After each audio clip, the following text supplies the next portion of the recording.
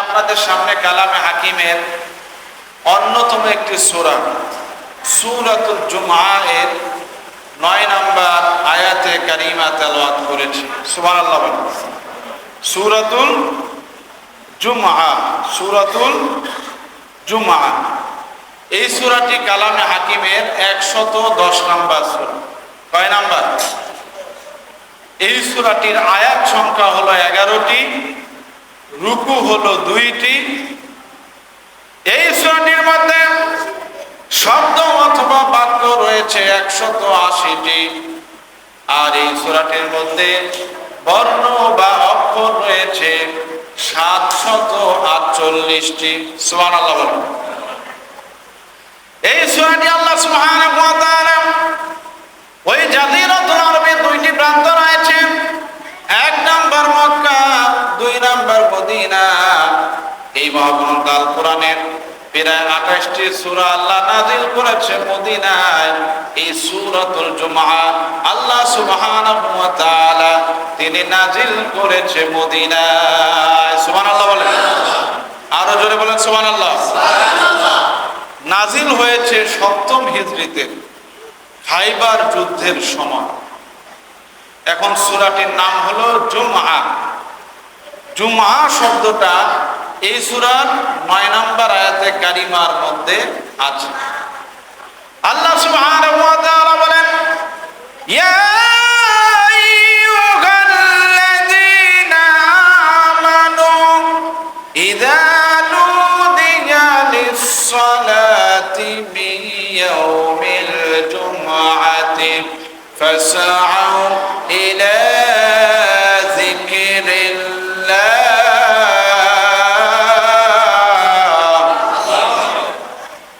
আল্লাহ সুবহানাহু ওয়া তাআলা বলেন, হে ঈমানদারেরা, ইয়া আইয়ুহাল্লাযীনা আমানু, হে ঈমানদারেরা, ইযা নুদিয়া লিস-সালাতি মিন ইয়াউমিল জুমআতি, তোমাদেরকে যখন জুমার নামাজের জন্য ডাকা হবে, আহ্বান করা হবে, তাহলে এখানে জুমা ইয়াউমিল জুমআতি দ্বারা শুক্রবারের দিন উদ্দেশ্য, জুমার নামাজ উদ্দেশ্য।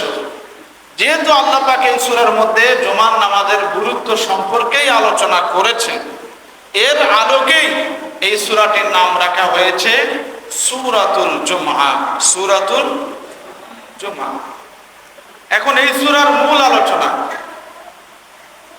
এই সূরার মধ্যে আল্লাহ সুবহানাহু ওয়া তাআলা 1 থেকে 4 নম্বর আয়াতের মধ্যে আল্লাহ সুবহানাহু ওয়া তাআলা রাসূলুল্লাহ সাল্লাল্লাহু আলাইহি ওয়াসাল্লামকে দুনিয়ায় প্রেরণের উদ্দেশ্য বর্ণনা করেছেন।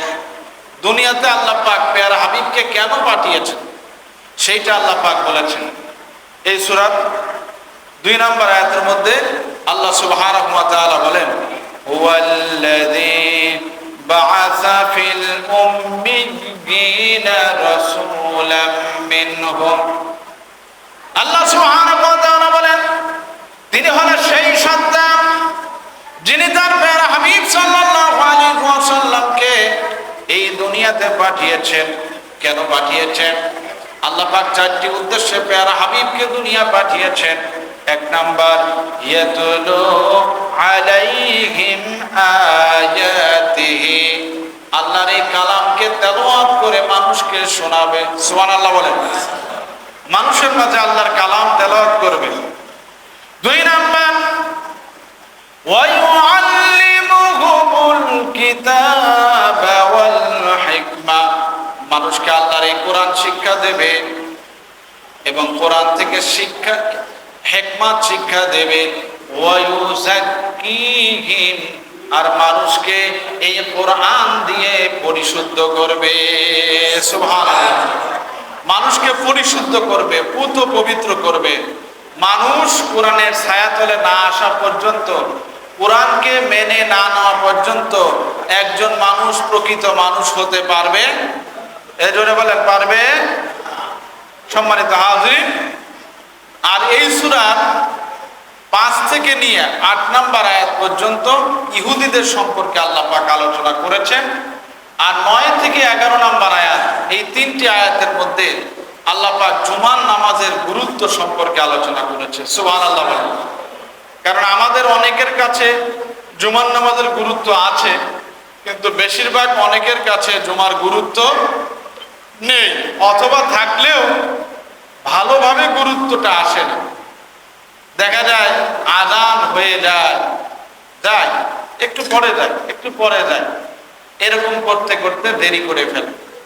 অথচ জুমার নামাজ এত গুরুত্বপূর্ণ যে নামাজের ব্যাপারে আল্লাহ পাক একটা সূরা নাযিল করেছে, এবং সেই সূরার মধ্যে আল্লাহ পাক মানুষকে জুমার দিকে আহ্বান করেছে।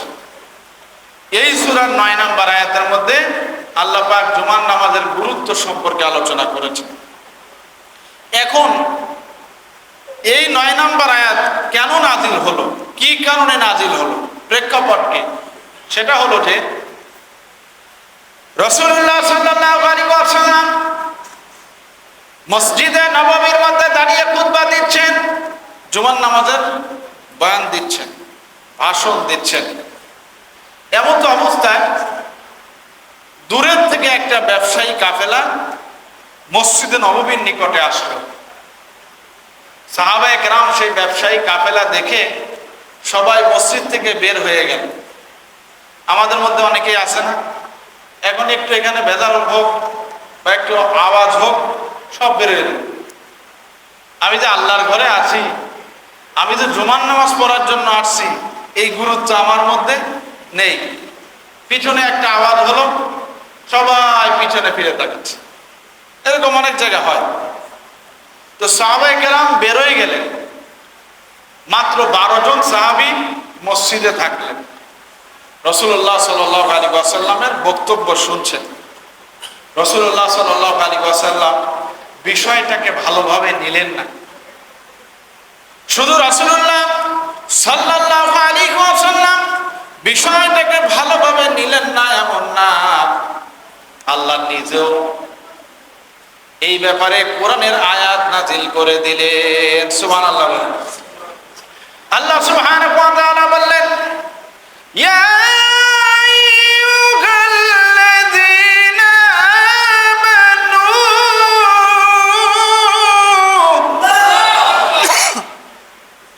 আল্লাহ সুবহানাহু ওয়া তাআলা বলেন, হে ঈমানদারেরা, ইযা নুদিয়া লিস-সালাত মিন ইয়াউমিল জুমআতি, শুক্রবারের দিন যখন মুয়াজ্জিন সাহেব জুমার নামাজের জন্য আযান দেবে, কিসের আযান দেবে?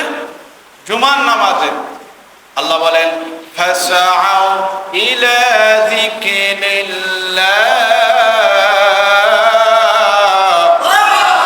আল্লাহ বলেন তাড়াতাড়ি জুমার নামাজে আসো।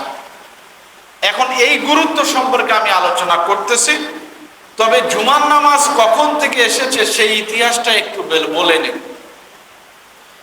রাসূলুল্লাহ সাল্লাল্লাহু আলাইহি ওয়াসাল্লাম মক্কা থেকে মদিনায় হিজরত করলেন। পথিমধ্যে রাসূলুল্লাহ সাল্লাল্লাহু আলাইহি ওয়াসাল্লাম কুবা নামক জায়গা 14 দিন অবস্থান করলেন। অবস্থান করে রাসূলুল্লাহ সাল্লাল্লাহু আলাইহি ওয়াসাল্লাম সেখানে একটা মসজিদ নির্মাণ করলেন, যেটার নাম হলো মসজিদে কুবা।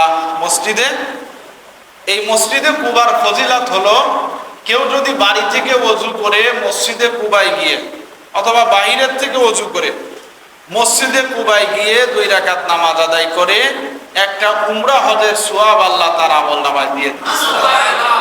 আরো জোরে বলে সুবহানাল্লাহ। তাহলে আল্লাহ রাসূলের সুন্নাত ছিল, সাহাবায়ে কেরামদের সুন্নাত ছিল এটাই, মুসলমানরা যেখানে যেত সবার আগে নির্মাণ করত কি? ঘর না মসজিদ? জোরে বলেন, ঘর না মসজিদ? মসজিদ।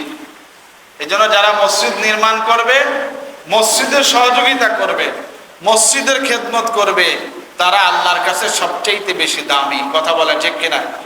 আজকে আপনাদের মসজিদ আলহামদুলিল্লাহ, কিন্তু আরো সুন্দর করার চিন্তা করতে হবে। নিজের ঘর সুন্দর করার আগে আল্লাহর ঘর আগে সুন্দর করতে হবে। কথা বলা ঠিক কিনা? সৌদি আরবে অনেক মসজিদ আছে, গেলে অন্তরটা জুড়ে যায়, তাই না? আমাদের দেশেও কিছু কিছু মসজিদে গেলে মুসলমান প্রশান্তি পায় আল্লাহর ঘরে আসলে। কথা বলা ঠিক কিনা? এরপরে রাসূলুল্লাহ সাল্লাল্লাহু আলাইহি ওয়াসাল্লাম কুবা থেকে আধা কিলোমিটার সামনে গেলেন। সেখানে গিয়ে তিনি দেখলেন যে বনু সালেম নাম করে একটা গোত্র। রাসূলুল্লাহ সাল্লাল্লাহু আলাইহি ওয়াসাল্লাম সেখানে যাওয়ার পরে জোহরের ওয়াক্ত হয়ে গেল।